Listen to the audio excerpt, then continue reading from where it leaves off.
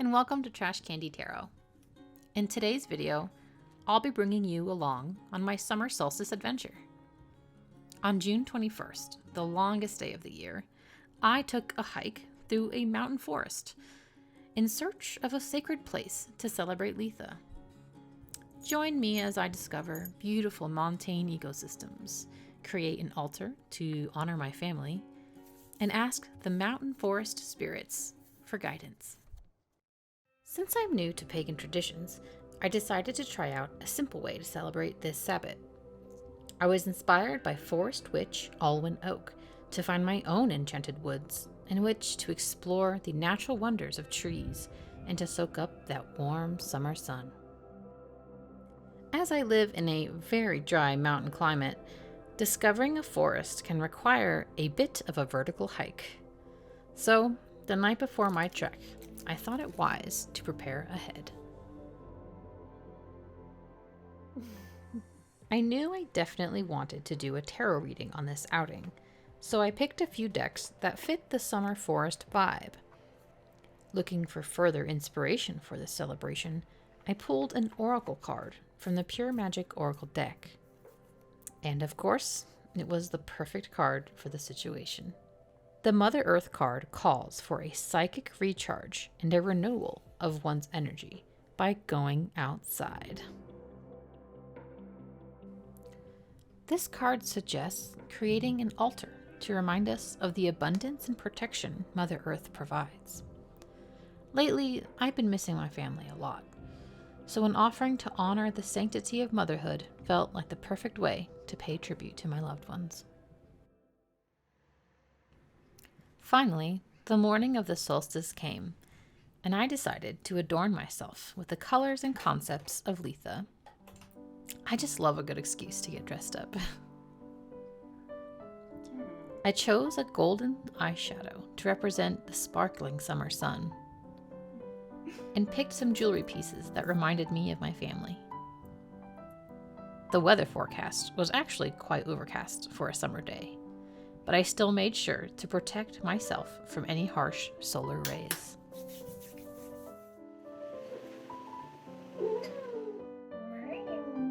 With the afternoon blessings of my familiars obtained, I made my final preparations.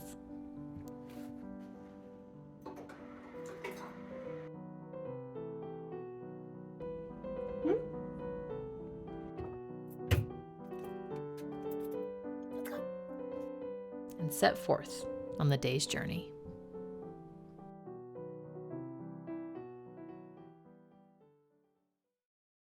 Ooh. Wow, okay, there are a lot of cars here. I thought it was gonna be nobody here, but I guess it's summertime. Let's go, I guess.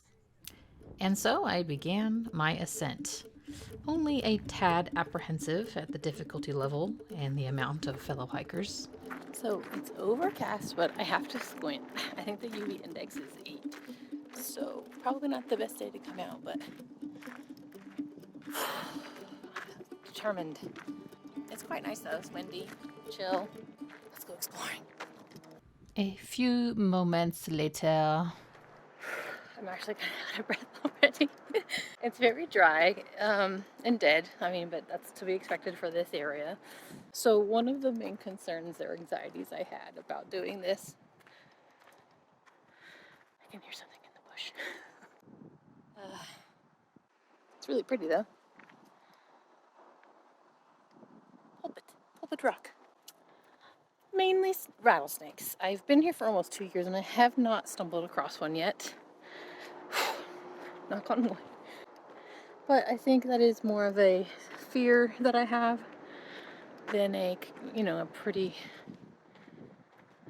likely, event to happen. But it almost looks like a wasteland. I'm not gonna lie. I hope that we can get to the tree areas. That's what I'm here for, is some forests. But oh, look, pretty. I was going to listen to music on this, but I'm going to keep an ear out for rattles. The other thing I was concerned about was the sun. This is the summer solstice. This is a summer solstice hike. Oh, wow. It's very open. Ooh, there's so many pretty cactus flowers. Okay. Hopefully I can find a spot to hang out and do my ritual, my Litha ritual. I'll be sure to film anything cool along the way. I had never been on this trail before, so I wasn't quite sure what to expect. I grew up in a tropical climate, so I was on a nostalgic quest, to find something lush and green to rejuvenate my spirits.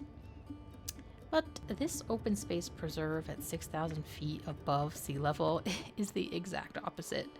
Dry, windy, and sandy are some of the terms that came to mind as I made my way up the sloped trail. But there was still some beauty to be found in this arid adventure I had embarked on. I spotted a limber pine tree on my path that hinted towards the potential enchanted forest I was hoping to find. But first, I had to climb.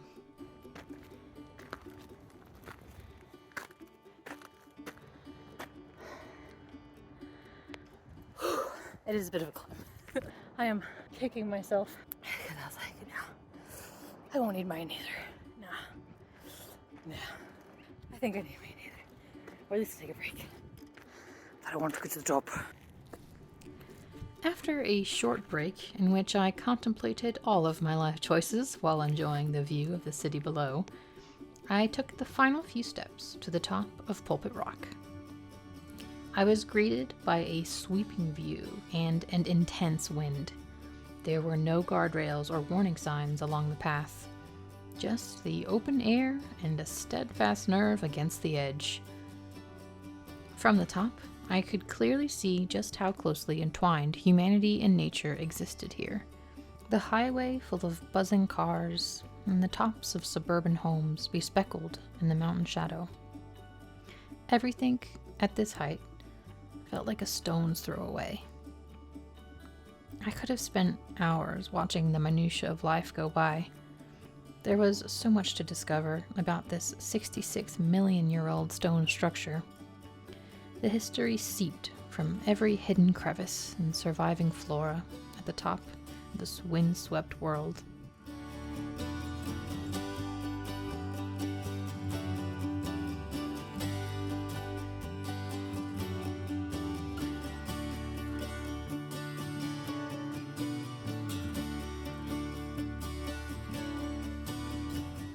But the day was getting away from me, and I had not yet found the forest. So, with promises to return again, I said goodbye to the majestic rock and headed towards what I hoped was a cluster of pines on the horizon. As I continued along, I began to notice a change in the terrain. The trees here were growing closer together, and I spotted various kinds of montane foliage, from perennial grasses to graminoid flowers and forbs. With every step I took, I felt more encouraged and connected to the nature around me. Following a faint path that weaved between shrubs and rocks, I was led to the peak of the trail and looked out upon exactly what I had been looking for. A sloping green valley of pines with a switchback trail leading off into the unknown. I had finally found my enchanted forest. I rested here for a moment, enjoying my accomplishment. This vast green space was hidden away from the city, like a secret mountain garden just waiting to be explored. So I hurried along to find the perfect tree that would be home to my summer solstice altar offering. A little ways in and a few deviations from the trail, I followed a few landmarks that I affectionately named the Resting Rock, where rest is definitely not encouraged, and the Floating Tree, a lonely ranger outlook. And came upon another unusual, twisted pine. I was instantly drawn to it for its hidden location and comforting canopy of leaves. The tree was hunched over on the slope, as if hugging whomever sat beneath it. I named it the Mother Tree and got to work on settling in. I found this tree. It's been 2 hours and 10 minutes since we left the parking lot. I'm feeling quite tired, so once I found the forest, I was like, all right, let's find somewhere. This valley canyon is so gorgeous, but it's, zigzag trails all the way down, and I don't have the energy to go further. So for now, we're going to do our summer solstice offering. But first, sustenance. I'll definitely be coming back to explore more down into this, I'm going to call it a valley, but the woods, really. Very green, and there's a lot of houses on the ridges here. It's so jealous of, like, their backyard is this view. And I thought I had a good view of my backyard.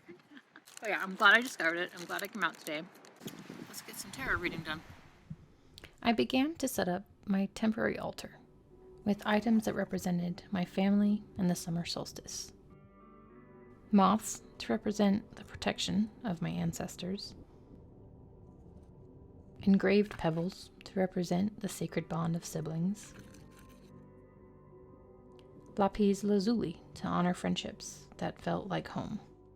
A sunflower for eternal growth. And some heirloom trinkets to remind me of where I'm from and where I'm yet to go. Arranging these gifts at the base of the mother tree allowed me a moment of reflection and meditation. At this altar, I prayed for my family's protection and well-being, and gave thanks to the wondrous universe for the gift of companionship we shared. My final offering to the Earth Mother was a potion for rejuvenation. It consisted of water, a life-giving substance, lavender oil for purification and serenity, sage for strength of memory and wisdom, vanilla extract for the sweetness of life, and shards of a broken rose quartz crystal for unconditional love.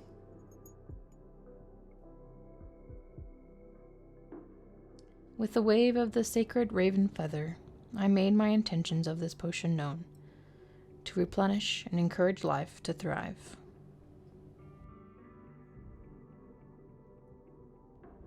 And thrive it did. The mother tree was home to a colony of ants. They found a feast awaited them as a reward for their curiosity. I was honored to be a part of the celebration of life and death. To me, this was a sign that the forest spirits had accepted my offering. With the Litha ritual complete, I pulled out my tarot and oracle decks to conduct a reading for my Trash Candy Tarot viewers. If you feel called to hear what the forest spirits had to say, you can find that video on my channel. As I packed up my things with promises to return again soon, I made my way back home. As I retraced the trail and relished in the afternoon sun, I contemplated on what a successful day it had been. I had so much fun discovering and exploring and giving thanks to the magical mountain forest. Thank you so much for joining me on this Litha adventure. I hope you enjoyed, and please look forward to many more adventures to come. Lots of love. Until next time.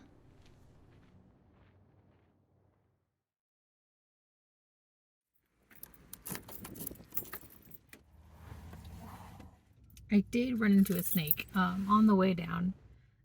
Its little snake butt was sticking out of a hole. It was really tiny. It looked like it might have been a tiny rattlesnake, but it definitely looked like it was hiding away from the people because there were a lot of people descending the pulpit. But that was it for snakes.